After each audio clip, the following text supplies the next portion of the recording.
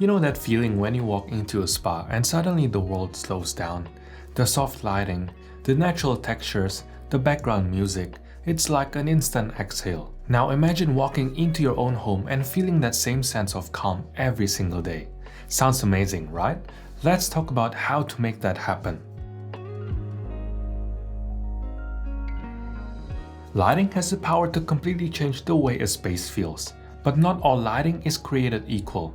Ever walk into a room with those harsh, bright white bulbs that make you feel like you're in a hospital? Yeah, not exactly cozy. But why do they feel so unsettling? It turns out, the kind of light we find most relaxing isn't random. It's wired into us. For thousands of years, fire was the heart of human life. It wasn't just a source of warmth, but a signal of safety, comfort, and community. Our brains are still deeply connected to that golden glow, which is why candlelight, sunsets, and fireplaces all evoke a natural sense of calm. In contrast, cool white lighting, especially the blue-tinted daylight bulbs, trigger the opposite response, keeping our brains in alert mode instead of helping us wind down. So, how do you bring that warmth into your own home? Start by swapping out those harsh white bulbs for one in the under 3000 Kelvin range, aka golden hour in a light bulb, especially for rooms where you want to wind down. Now, if you want to go in-depth on lighting on your home, I have a whole video on this that you can check out. But warm lights alone aren't going to cut it. Next step is to install dimmers on all of your lights. I find that having lights with no dimmer is like having a speaker with no volume control. It is fine during the day, but at night, you generally want to lower it down to get ready for bed. If installing dimmers is not an option, consider swapping out your regular bulbs with smart light bulbs. They're much more expensive, but you will have so much more flexibility with your lighting. Now that we've set the mood with warm lighting, let's talk about another element that instantly makes a space feel more inviting: natural materials. Ever wonder why high-end spas, cozy cafes, and luxury retreats all lean heavily on wood, stone, and linen? It is not just aesthetics, it is science. This goes back to the concept of biophilia, the idea that humans are naturally drawn to the elements of the natural world. Research shows that being surrounded by authentic natural materials like real wood, stone, and organic textiles can lower stress, improve focus, and even boost mood. Our brains associate these elements with safety and comfort, the same way we do with warm light. The best part? You don't need to live in a cabin in the woods to feel these benefits. Start by incorporating real materials, wooden furniture instead of MDF, linen curtains instead of polyester, stone decor instead of plastic. Even small swaps like a woven basket or a ceramic vase can add warmth and texture, making your space feel instantly more grounded. And speaking of quality materials that make a difference in your space, I'd like to take a moment to thank today's sponsor, 9am Home. Their Pesky electric standing desk is a game changer for creating a workspace that is both functional and beautifully designed. What I personally like about their desk is the smart control system, where you can put reminders at intervals of 30, 45, or 60 minutes to remind you to take a break or change position. You can choose between light reminder, a gentle desk vibration, or auto standing depending on your preference. They've also used German-made Bosch dual motors, so it has a higher load capacity and is much more steady and quiet in operation. I'm actually surprised at how smooth the motor is. The OLED display is a nice bonus that makes operating the desk a breeze, and you can go from 630mm high all the way to 1280mm. Now, I personally got this one in oak for my recording studio, but you can also get them in 3 different sizes and 4 different color options. Whether you're setting up a shared workspace or just needs a desk that adjusts to your comfort, 9am Home's desk will fit seamlessly into your home. You can check them out via the link in the description. And you can also use my code 9am and Reynard to save an extra 8% on your total order. There's also been tons of research into how colors can affect our moods and energy levels.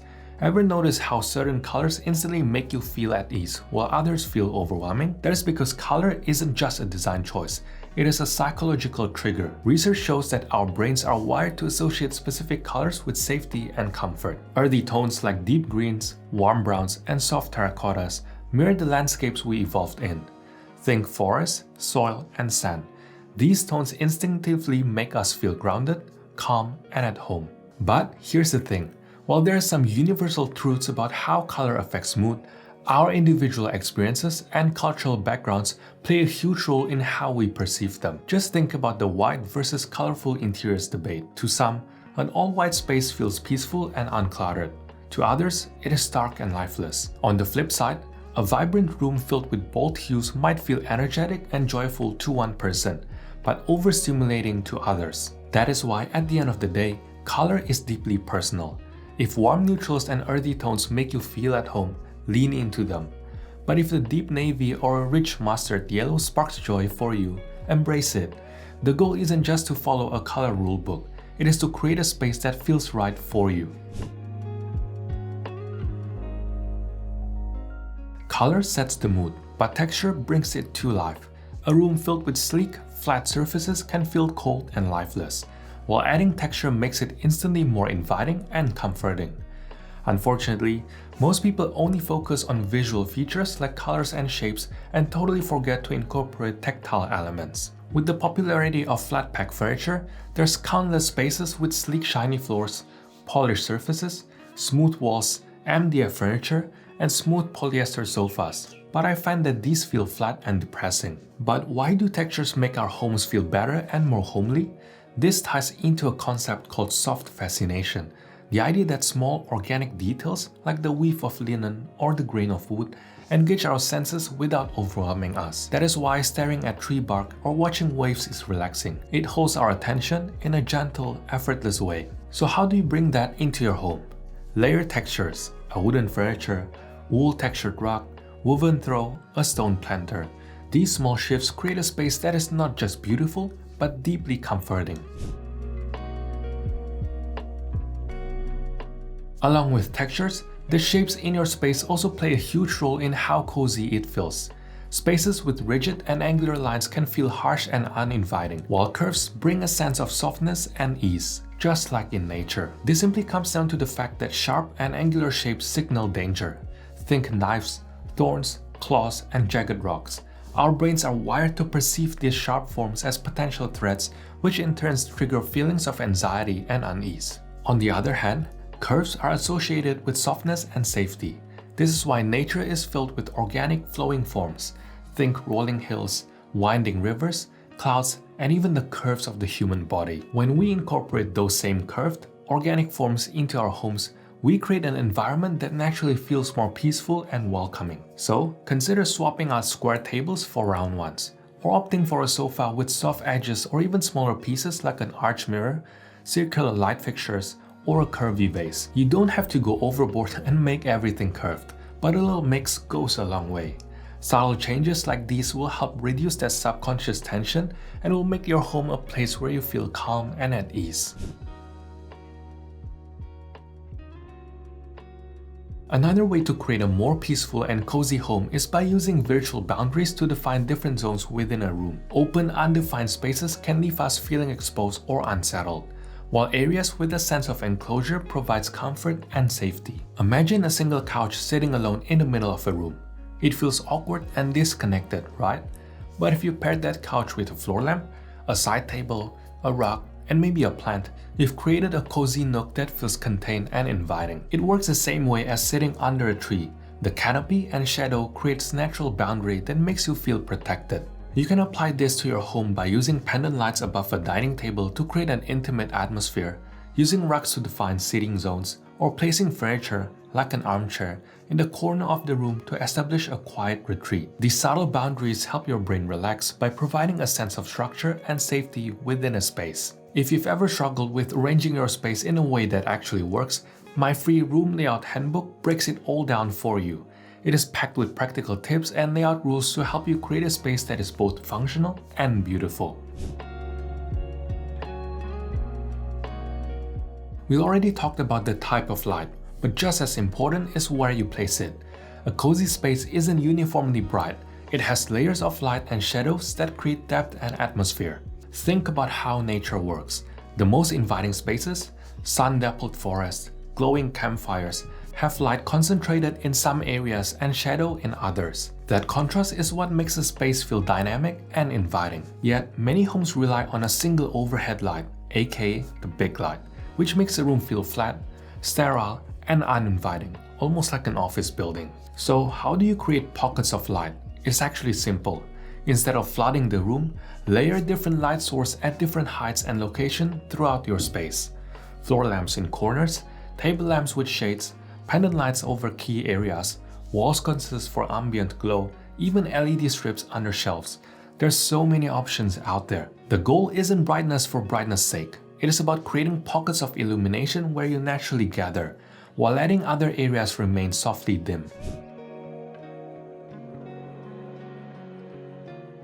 Now you can follow all these design principles: lighting, color, texture, zoning, but at the end of the day, the most beautiful homes aren't just well designed, they tell a story. That is what makes a space feel truly lived in and deeply personal. The problem is, a lot of people have stopped designing instinctively. Instead of asking, what makes me happy? They ask, what will look good on Instagram? The design world today is filled with vignette styling, perfectly curated shelves, coffee table arrangements that nobody actually touches, spaces designed more for photo than for real life. But here's the thing, your home isn't a showroom, and it doesn't have to impress anyone but you.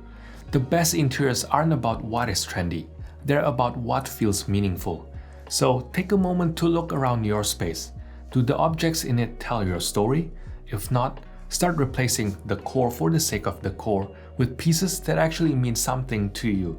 A painting from a trip, your grandmother's lamp, a book you've read dozens of times. These are the things that make a home yours. And this is exactly what I help you do inside my living room design course. Take the guesswork out of designing a space that feels right for you. No more overwhelm and second guessing, just a clear plan to make it all come together. The waitlist is open now, so sign up to be the first to know. We tend to think of home design as something purely visual, but the way a space is designed actively shapes how we live and interact with others. A home can make you feel open and social, or it can subtly push people apart. Urban planners know this very well. Think about how small design choices influence behavior. A wide public bench invites people to sit together, while a narrow one discourages lingering. The same logic applies to your home.